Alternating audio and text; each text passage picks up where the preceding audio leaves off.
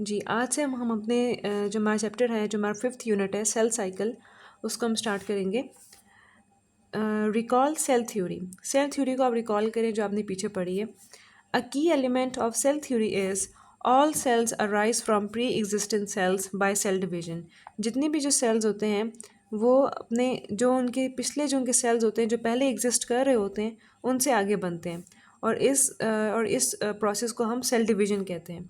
All cells arise from the pre existing cells by cell division. नए cell तभी बन सकते हैं जब वो अपने पिछले सेल से डिवाइड होते हैं। ये एक सेल है और ये सेल जब डिवाइड होगा तो इससे दो नए सेल बनेंगे। ओके, तो ये हमने पढ़ा था यहाँ सेल थ्योरी में। यहाँ थर्ड नंबर पॉइंट है, new cells arise from the pre existing cells by the cell division. Okay, तो अब यहाँ पे हम आगे पढ़ेंगे सेल डिवीजन के बारे में कि सेल डिवीजन होती क्या है। Cell division is an important character of cells. जो सेल डिवीजन है वो सेल्स का एक बहुत इंपॉर्टेंट कैरेक्टर है, एक बहुत इंपॉर्टेंट एस्पेक्ट है। All cells divide to produce new ones. जितने भी जो नए सेल्स हैं वो डिवाइड होते हैं और उससे नए सेल बनते हैं। इन दिस यूनिट, इस चैप्टर में you will study cell division and its types. इस यूनिट में आप बेसिकली सेल डिवीजन के बारे में आप मेनली पढ़ेंगे और उनकी कौन कौन सी टाइप्स होते हैं उसके बारे में आप पढ़ेंगे। आगे आता है सेल साइकिल।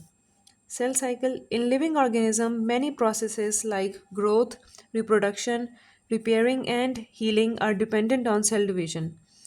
जो जितनी भी लिविंग ऑर्गेनिजम्स हैं उसमें जितने भी जो मतलब जितने भी प्रोसेसेस हो रहे हैं, जैसे कि ग्रोथ का प्रोसेस हो रहा है, रिप्रोडक्शन का प्रोसेस हो रहा है, रिपेयरिंग का प्रोसेस हो रहा है, जो सेल्स टूट जाते हैं वो दोबारा से रिपेयर हो जाते हैं, दोबारा से बन जाते हैं, एंड हीलिंग, वो हील हो जाते हैं, are dependent on cell division. ये सब प्रोसेसेस सेल डिवीजन पे डिपेंड करते हैं।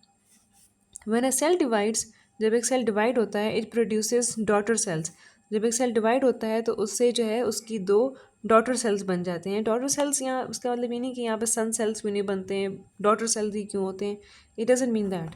डॉटर सेल्स का मतलब यही है कि दो सेल बन जाते हैं, उनके दो एक तरह के मतलब बच्चे उनके हो जाते हैं।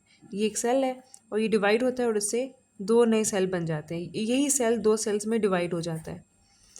अब the daughter cell grows in size. अब ये जो डॉटर सेल है ये बाद में ये भी फिर ये बड़ा हो जाता है।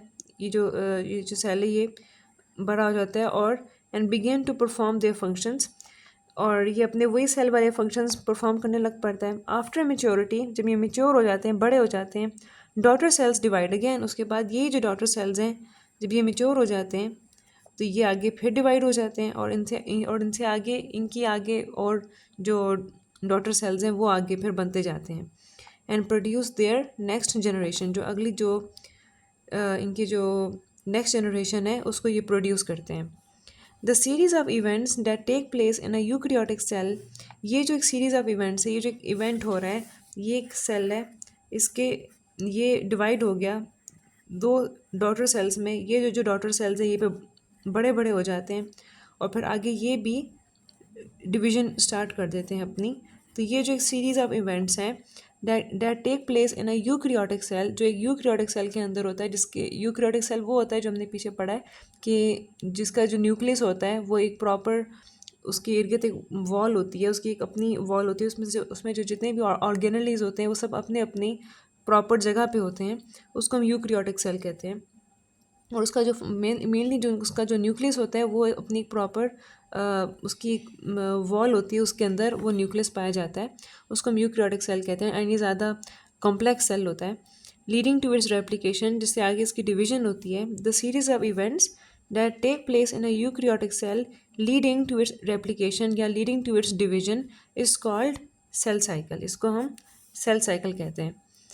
The cell cycle consist of two main stages. ये जो सेल साइकिल इसकी दो मेन स्टेजेस होती हैं, एक है इंटरफेस और रेस्टिंग स्टेज, और दूसरी इसकी जो स्टेज है वो है डिवीजन फेज, या उसके अंदर एक माइटोसिस का फेज आ जाता है और एक मायोसिस का फेज आ जाता है।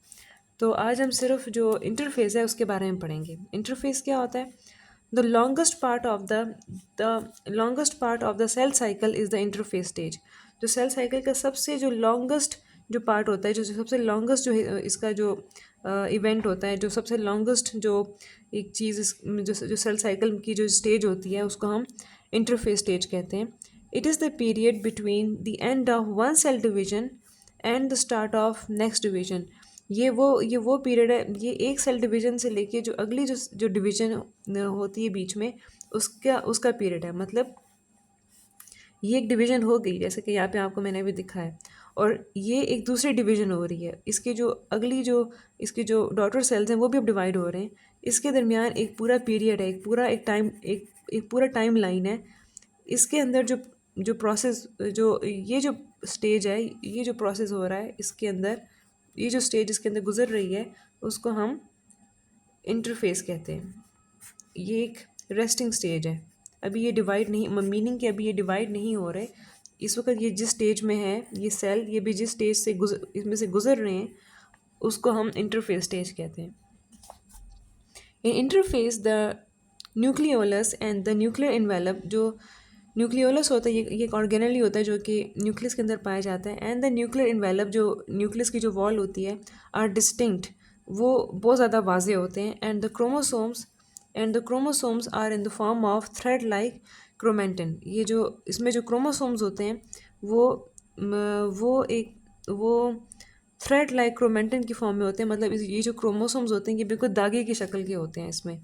इसलिए आप यहाँ पे देख सकते हैं, यहाँ पे ये जो इन्वेलप है ये बहुत ज़्यादा डिस्टिंक्ट है, दिखाई दे रही है प्रॉपर। और इसके अंदर ये जो सारे क्रोमोसोम है, इनकी जो शक्ल है ये बिल्कुल दागों की तरह है। They are just like threads. ये बिल्कुल थ्रेड्स की तरह है यहाँ पे। तो इसके बाद जो इसकी जो आगे जो डिटेल में इसके जो इवेंट्स हैं इंटरफेस स्टेज के, वो फिर हम अपनी नेक्स्ट वीडियो में फिर हम पढ़ेंगे। Thank you.